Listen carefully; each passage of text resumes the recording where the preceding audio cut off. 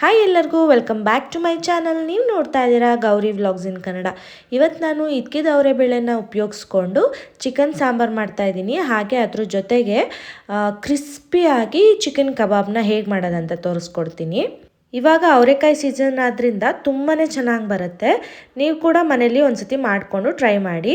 First ಇಲ್ಲಿ ನಾನು ಕಬಾಬ್ ಪೌಡರ್ನ ತೊಗೊಂಡಿದ್ದೀನಿ. ನಿಮ್ಗೆ ಯಾವ್ದು ಇಷ್ಟ ಬರುತ್ತೋ ಆ ಕಬಾಬ್ ಪೌಡರ್ ತೊಗೊಳ್ಳಿ. ತೇಜು, ಆಚಿ, ಈಸ್ಟರ್ನ್ ಯಾವ್ದು ಬೇಕಾದರೂ ತೊಗೋಬೋದು.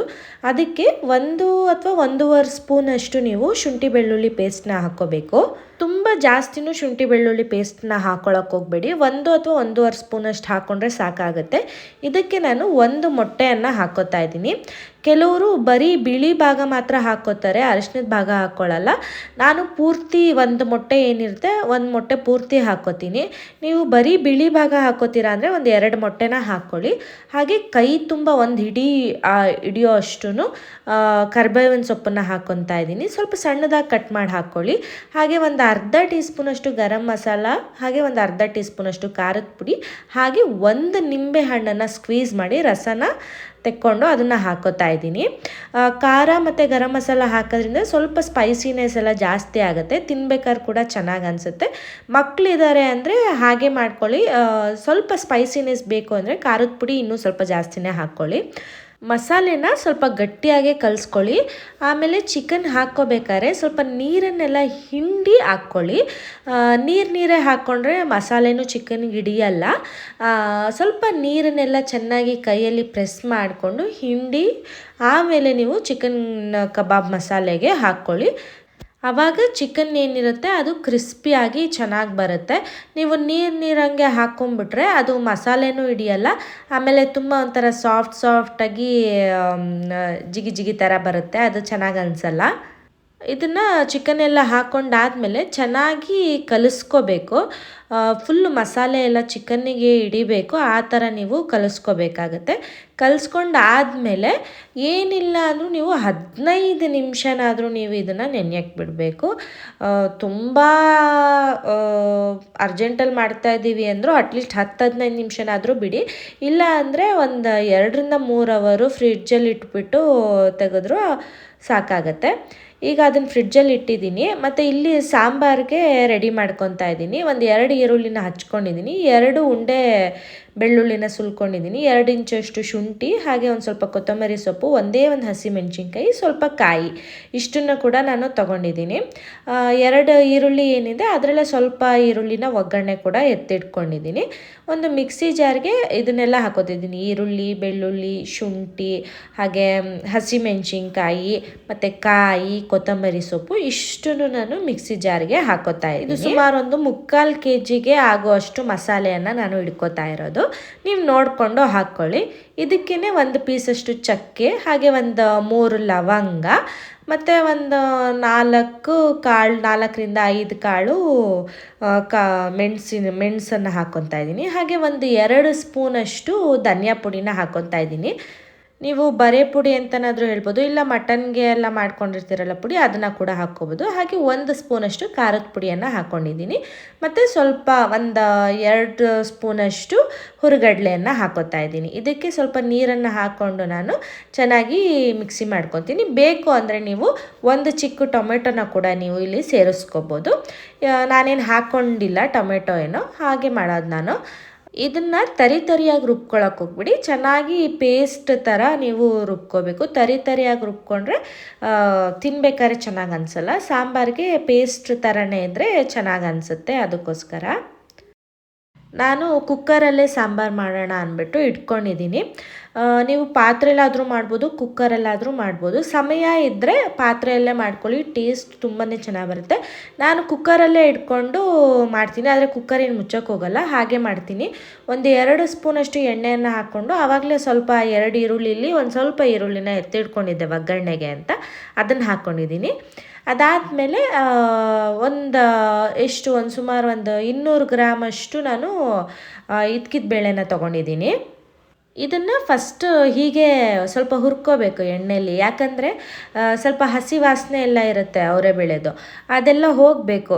ಇಲ್ಲಾಂದರೆ ತುಂಬ ಒಂಥರ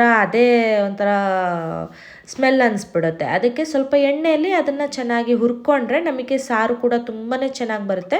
ಮತ್ತು ಆ ಹಸಿ ವಾಸನೆ ಥರ ಎಲ್ಲ ಸಾಂಬಾರಲ್ಲಿ ಇರಲ್ಲ, ತಿನ್ಬೇಕಾದ್ರೂ ತುಂಬ ಚೆನ್ನಾಗಿ ಅನಿಸುತ್ತೆ ಟೇಸ್ಟು. ಅದಕ್ಕೋಸ್ಕರ ಸ್ವಲ್ಪ ಅಂದರೆ ಏನಿಲ್ಲ ಅಂದರೂ 1-1.5 ನಿಮಿಷ ಹಾಗೆ ಹುರ್ಕೊಳ್ಳಿ ಅದನ್ನು.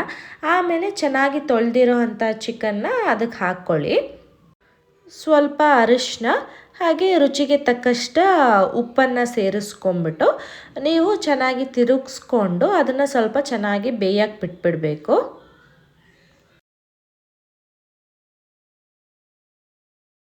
ಇದಕ್ಕೇ ಸ್ವಲ್ಪ ಪುದೀನ ಸೊಪ್ಪನ್ನು ಹಾಕೋತಾ ಇದ್ದೀನಿ.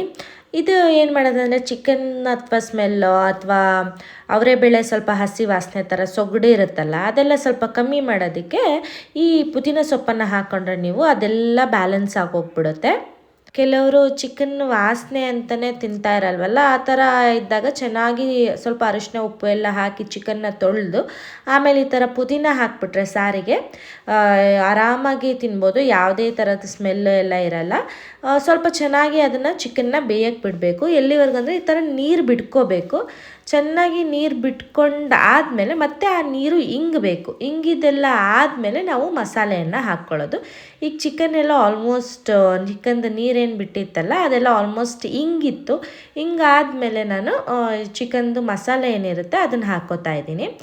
ನಾವು ಹಸಿ ಮಸಾಲೆ ಇಟ್ಕೊಂಡಿರೋದಲ್ವ, ಅಂದರೆ ಯಾವುದೇ ಒಂದು ಪದಾರ್ಥಗಳನ್ನ ನಾವು ಹುರ್ದು ನಾವು ಮಿಕ್ಸಿಗೆ ಹಾಕ್ಕೊಂಡಿಲ್ಲ, ಹಾಗೆ ಹಸಿದೇ ಹಾಕ್ಕೊಂಡಿದ್ದೇವಲ್ಲ, ಅದಕ್ಕೋಸ್ಕರ ಮಸಾಲೆ ಹಾಕ್ಕೊಂಡ್ಮೇಲೆ 2-3 ನಿಮಿಷ ಅಂದರೆ ಆ ಮಸಾಲೆ ಕುದಿ ಬರಬೇಕು. ಆ ಕುದಿ ಬರೋವರೆಗೂ ನಾವು ಹಾಗೆ ಬೇಯಿಸ್ಕೋಬೇಕು. ಯಾವುದೇ ಥರದ ನೀರನ್ನು ಹಾಕೋಕ್ಕೆ ಹೋಗಬಾರ್ದು. ಅದಕ್ಕೆ ನೀರನ್ನು ಹಾಕ್ತಲೇ ಹಾಗೆ ಬರೀ ಮಸಾಲೆಯನ್ನೇ ನಾವು ಏನಿಲ್ಲ ಅಂದರೂ ಈ ಥರ ಕುದಿ ಬರೋವರೆಗೂ ನಾವು ಹಾಗೆ ಬೇಯಿಸ್ಕೋಬೇಕಾಗತ್ತೆ. ಚೆನ್ನಾಗಿ ಅದು ಕುದಿ ಬಂತು ಅಂದಮೇಲೆ ನಮಗೆ ಎಷ್ಟು ನೀರು ಬೇಕು, ಅಂದರೆ ಸಾರಿನ ತಿಕ್ನೆಸ್ ನಿಮ್ಗೆ ಎಷ್ಟು ಬೇಕು, ತೆಳ್ಳಗೆ ಬೇಕಾದರೆ ಸ್ವಲ್ಪ ಜಾಸ್ತಿ ನೀರು ಹಾಕ್ಕೊಳ್ಳಿ, ಇಲ್ಲ ನಮಗೆ ಸ್ವಲ್ಪ ಗಟ್ಟಿಗೆ ಬೇಕು ಅಂತ ಅಂದರೆ ಸ್ವಲ್ಪ ಕಮ್ಮಿ ನೀರನ್ನು ಹಾಕ್ಕೊಂಡು ಬೇಯಿಸ್ಕೋಬೇಕು. ಮತ್ತು ಚಿಕನ್ನು ಆಲ್ಮೋಸ್ಟ್ ನಿಮಗೆ 3/4 ಭಾಗದಷ್ಟು ಬೆಂದುಬಿಟ್ಟಿರುತ್ತೆ ಇಷ್ಟೊತ್ತಿಗಾಗಲೇ, ಯಾಕಂದರೆ ಹಾಗೆ ಹುರ್ಕೊಂಡಿರ್ತೀವಿ ಮತ್ತು ಮಸಾಲೆ ಹಾಕಿ ಬೇಯಿಸಿರ್ತೀವಿ. ಸೊ ಆ ಟೈಮಲ್ಲೇ ನಿಮಗೆ ಚಿಕನ್ ಬೆಂದಿರುತ್ತೆ. ನಿಮಗೆ ನೀರಿನ ಅಂಶ ಎಷ್ಟು ಬೇಕೋ ಅಷ್ಟು ನೋಡಿಕೊಂಡು ನೀರನ್ನು ಹಾಕ್ಕೊಳ್ಳಿ.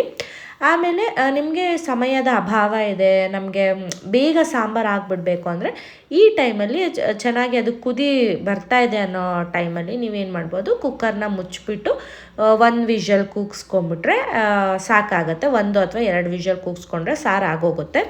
ಆದರೆ ತುಂಬ ರುಚಿಯಾಗಿ ಬರಬೇಕು ಸಾಂಬಾರು, ನಮಗೆ ಟೈಮ್ ಇದೆ ಅಂದರೆ ಸುಮ್ಮನೆ ಒಂದು ಪ್ಲೇಟ್ ಏನಾದರೂ ಮುಚ್ಚಿಬಿಟ್ಟು ನೀವು ಸಾಂಬಾರನ್ನ ಬೇಯಿಸ್ಕೊಳ್ಳಿ, ಚಿಕನ್ನ ಬೇಯಿಸ್ಕೊಳ್ಳಿ. ಆವಾಗ ನಿಮಗೆ ಸಾಂಬಾರು ತುಂಬಾ ಟೇಸ್ಟಿ ಆಗುತ್ತೆ. ಯಾವಾಗಲೂ ಅಷ್ಟೇ ಚಿಕನ್ ಇರಲಿ ಮಟನ್ ಇರಲಿ ನಾವು ಕೂಗಿಸ್ಕೊಳ್ಳೋದ್ರಿಂದ ಅದರದ್ದು ಟೇಸ್ಟ್ ಹೊಟ್ಟೋಗ್ಬಿಡುತ್ತೆ. ನೀವು ಹಾಗೆ ಮಾಡಿ ನೋಡಿ, ತುಂಬಾ ಟೇಸ್ಟಿಯಾಗಿ ಬರುತ್ತೆ. ನೋಡಿ ಇವಾಗ ಹಿತ್ಕಿದ ಅವರೆಬೇಳೆ ಚಿಕನ್ ಸಾಂಬಾರು ರೆಡಿಯಾಗಿದೆ. ಇಷ್ಟೇ. ಈಗ ಕಬಾಬ್ ನೆನೆಸಿಟ್ಟಿದ್ನಲ್ಲ ಅದನ್ನು ತಕ್ಕೊಂಡು ಎಣ್ಣೆ ಕಾಯಕ್ಕೆ ಇಟ್ಕೊಂಡು ಕಬಾಬ್ನ ಕರ್ಕೊಂಬಿಡೋಣ. ನಾನೇನು ಮಾಡಿಬಿಟ್ಟೆ, ಫ್ರೀಝರಲ್ಲಿ ಇಟ್ಟಿದ್ದೆ. ಒಂದು 10 ನಿಮಿಷ ಅಷ್ಟೇ ಟೈಮ್ ಇದ್ದಿದ್ದಲ್ವ, ಸಾಂಬಾರೆಲ್ಲ ಮಾಡ್ಕೊಳ್ಳೋ ಅಷ್ಟೊತ್ತಿಗೆ ನೆನ್ಕೊಳ್ಳಿ ಅಂತ ಇಟ್ಟಿದ್ದೆ. ಸ್ವಲ್ಪ ಚೆನ್ನಾಗೇ ಮಸಾಲೆ ಹಿಡ್ದಿತ್ತು. ನೀವು ಕೂಡ ಹೀಗೆ ಮಾಡ್ಕೊಬೋದು. ಕ್ರಿಸ್ಪಿಯಾಗಿ ಬರಬೇಕು ಅಂದರೆ ನೀವು ಚಿಕನ್ದು ತೊಳೆದಿರ್ತೀರಲ್ಲ, ತೊಳೆದಾದ್ಮೇಲೆ ಚೆನ್ನಾಗಿ ಹಿಂಡಿಬಿಟ್ಟು ಚಿಕನ್ನ ಹಾಕ್ಕೊಳ್ಳಿ. ಆವಾಗ ಕ್ರಿಸ್ಪಿಯಾಗಿ ಗಟ್ಟಿಯಾಗಿ ಬರುತ್ತೆ. ತುಂಬ ಸಾಫ್ಟಿಯಾಗಿ ಬರಲ್ಲ. ನೋಡಿ ಈ ಥರ ಕ್ರಿಸ್ಪಿಯಾಗಿ ಚೆನ್ನಾಗಿ ಬರುತ್ತೆ ಗಟ್ಟಿಗೆ. ನೀವು ಕೂಡ ಈ ಥರ ಒಂದು ಸತಿ ಟ್ರೈ ಮಾಡಿ. ಅಥವಾ ನೀವೇನಾದರೂ ಬೇರೆ ರೀತಿ ನೀವು ಕಬಾಬ್ನ ಮಾಡ್ತಾಯಿದ್ರೆ ನನಗೆ ಕಮೆಂಟ್ ಸೆಷನಲ್ಲಿ ತಿಳಿಸ್ಕೊಡಿ. ಅಥವಾ ಬೇರೆ ಯಾವ್ದಾದ್ರು ರೆಸಿಪಿ ಬೇಕಂದರೂ ಕೂಡ ನೀವು ಕಮೆಂಟ್ ಸೆಷನಲ್ಲಿ ತಿಳಿಸ್ಕೊಡಿ, ನಾನು ಮಾಡಿ ತೋರ್ಸೋಕ್ಕೆ ಟ್ರೈ ಮಾಡ್ತೀನಿ. ಸೊ ಈ ಹಿತ್ಕಿದ ಅವರೆಬೇಳೆ ಸಾಂಬಾರಿಗೆ ಏನಿದ್ರೂ ಮುದ್ದೆನೇ ಕಾಂಬಿನೇಷನಿಗೆ ಸರಿ. ಮುದ್ದೆ, ಚಪಾತಿ, ಅನ್ನ ಎಲ್ಲದಕ್ಕೂ ಗೊತ್ತೇ. ಇಡ್ಲಿ ಮತ್ತು ದೋಸೆ ಕೂಡ ತುಂಬಾ ಚೆನ್ನಾಗಿರುತ್ತೆ. ಸೊ ನೀವು ಕೂಡ ಒಂದು ಸತಿ ಟ್ರೈ ಮಾಡಿ. Thanks for watching.